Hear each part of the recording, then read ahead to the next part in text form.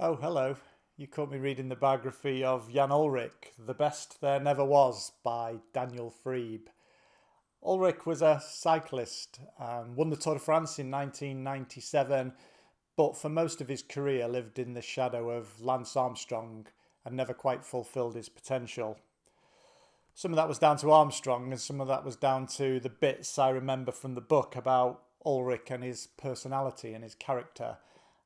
Certainly in the off season, he liked to let himself go, and he had his kind of penchant for drinking Nutella, microwaved, and sipping it through a straw like hot chocolate, piling on the weight, 10 kilos over winter, and then having to start all over again when it came to summer at the beginning of the season.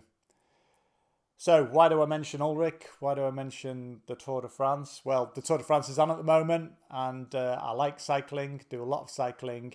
But more importantly, for my running project and my sub 3 at 60 project, it's a case of me thinking about Ullrich, and actually I've come to a realization, him and his Nutella, I'm a bit like Ullrich, except in reverse. For Ullrich, it was winter when all his training fell apart.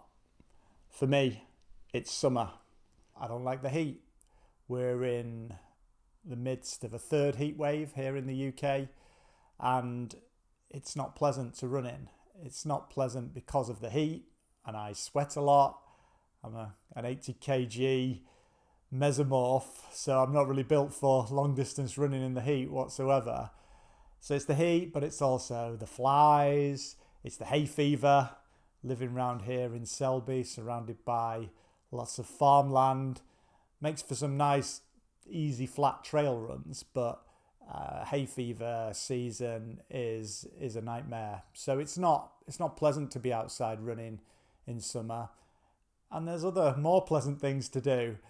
Maybe not sipping Nutella through a straw, but having a lager, a beer, something relaxing in the garden, or going out and enjoying some time with friends. They seem more appealing over summer. And certainly cycling as well is more of a summer sport for me. It's cooling, cycling along at 16, 17 mile an hour. You don't feel the heat as much, but when you're toiling along running, you certainly do feel it. So I need to change things this year. It's been a problem for me for 40 years, 50 years even, the summer dip and going back to the beginning when it comes to autumn. But this year it's got to stop. So why does it have to be different in 2026? Well, continuity really. If I'm going for this sub 3 at 60 in London, then I need a big base to draw upon when I start my training properly in January. So I can't really afford to be picking it up from nothing again like I did last time, where in December I was kind of running less than 20 miles a week. I need to be starting from 40 miles a week, and then I've got a better base. It's boring building up the mileage and sustaining the mileage. It's hard work in the heat, but the only way I'm going to be able to launch a proper sub 3 attempt is by having that base built up already. And actually that means keeping on going, but modifying my training over summer. And this is how I'm going to modify it so I can keep on going. Running in the heat does come with a bonus.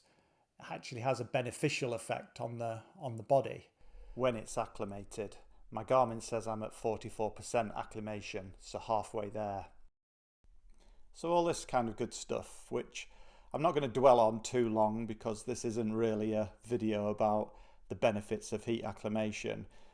Suffice to say that yes, it's hard working out in the heat, but your body does adapt to it, and these are the ways in which it may adapt if you can keep on going throughout the heat.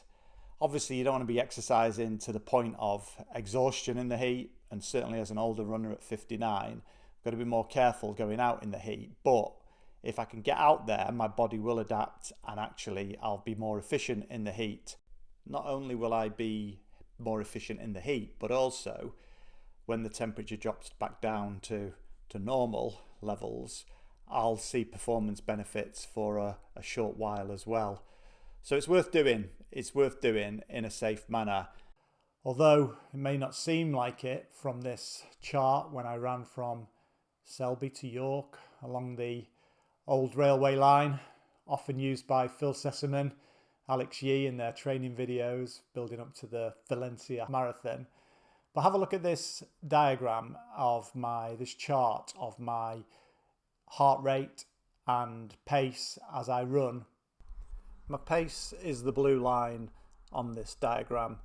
That's fairly flat. It's just over 8-minute miling for me for most of the way. You can see I started a little bit faster, then settled into my groove after about 8 minutes or so, and we hold 8-minute miling for about 1 hour 35 or so. Then it drops off a cliff and I slow down drastically to 9-minute, 10-minute miling, and then I actually end up stopping, and it got too much for me. What got too much for me was the heat, and subjectively I could tell that on the day I was finding it harder and harder, but objectively look at my heart rate. So the graph, the grey underneath, shows my heart rate, which starts out just under 120 beats per minute and then starts creeping up. I'm not going any faster, I'm fueling with carbs, taking on plenty of water, but just the accumulated heat keeps my heart rate rising until it gets over 140 towards the end there, and that's when I decide I've had enough, I'm going to have to ease off, it's too uncomfortable, this is not worth putting my body through, and I'm not getting any benefit from pushing any harder on this long run. So why has it drifted so much towards the end? 20 beats per minute drift. Well, that's the heat. That's the effect the heat has on my body, and will have that effect on everybody's body to a greater or lesser extent. Blood is sent to the skin to cool and away from muscles that need it. So the heart's got to work harder to get that blood that's left to the muscles that require it. So how am I going to carry on making life bearable in the heat so that I can keep the mileage up to over 40 miles per week? Step 1, have a haircut. So you may have noticed I've had a trim, did it myself with the clippers, and it's definitely helped stop me having to worry all the time about trying to wash all the sweat out of my hair. It's just once under the shower, quick wash, and I'm done. So, little practical thing, may not be as stylish as I want it to be.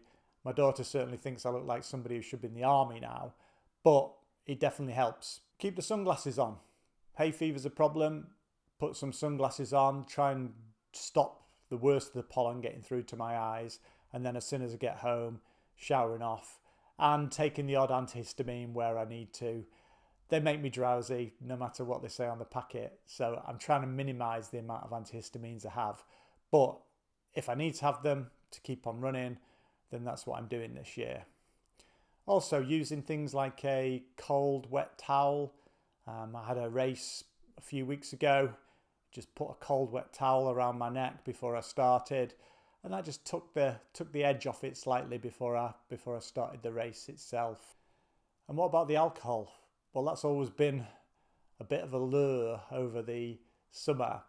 So I am doing my best to not waste time going and having too many drinks, but the odd drink at the end of the week as a reward for making it out into the heat.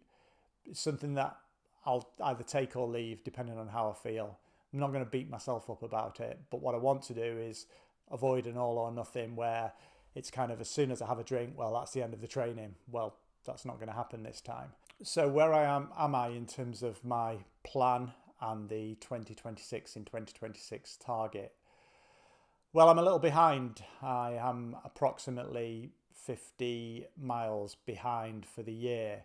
So I'm needing to average about 42 miles a week now to keep on track. We're about halfway through the year. I have actually got my big cycling stuff out of the way. So I was doing a 315k, just under 200-mile ride around Lake Vättern in Sweden with some type 1 diabetes friends. And we've done that now. We did it just completed it in just over 10 hours. So a nice tidy pace, 19 miles an hour.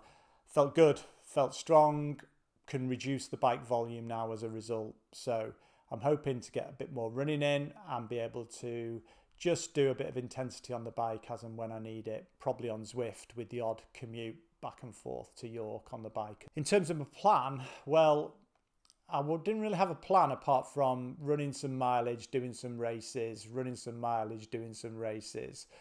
But I've found that that isn't structured enough. So what I've done is I've entered the Yorkshire Marathon, which takes place October the 18th or 19th.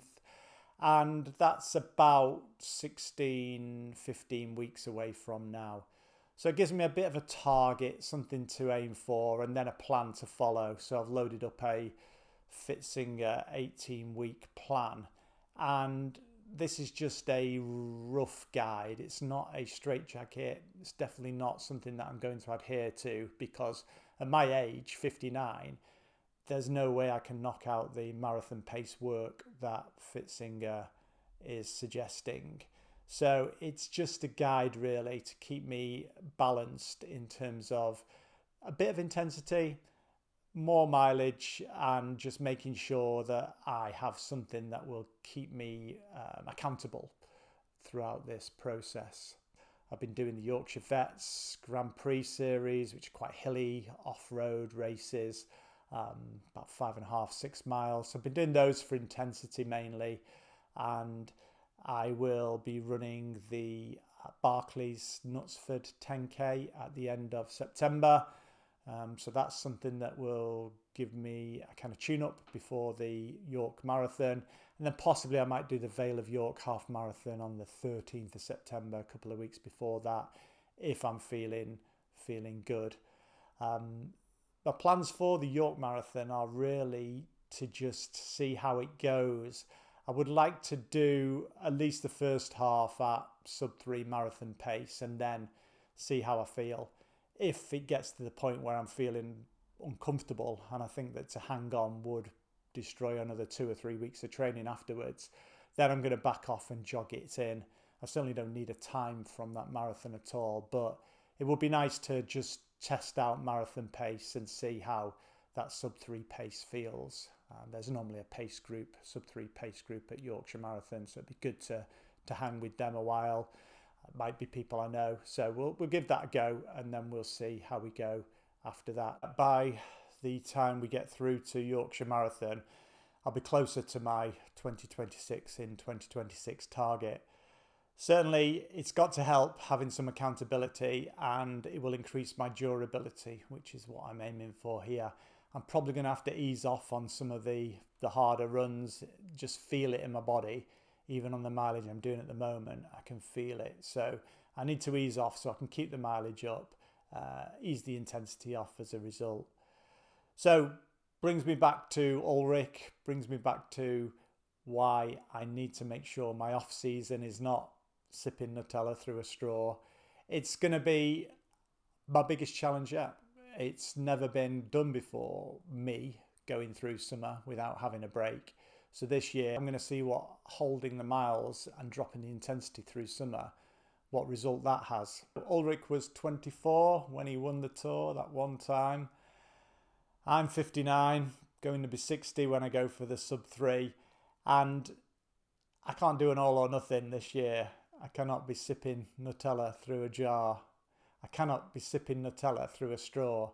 So it'll be the moderate version for me, the old man version, but let's see where it gets me, and we will see how the mileage stacks up for the next video. In the next video, we'll be talking about strength training, something I don't do at all, but there are ways of keeping strong and making sure that I am strong for the marathon that I will show you in the next video. Okay, I've got 5 subscribers. If you want to be number 6, please subscribe now.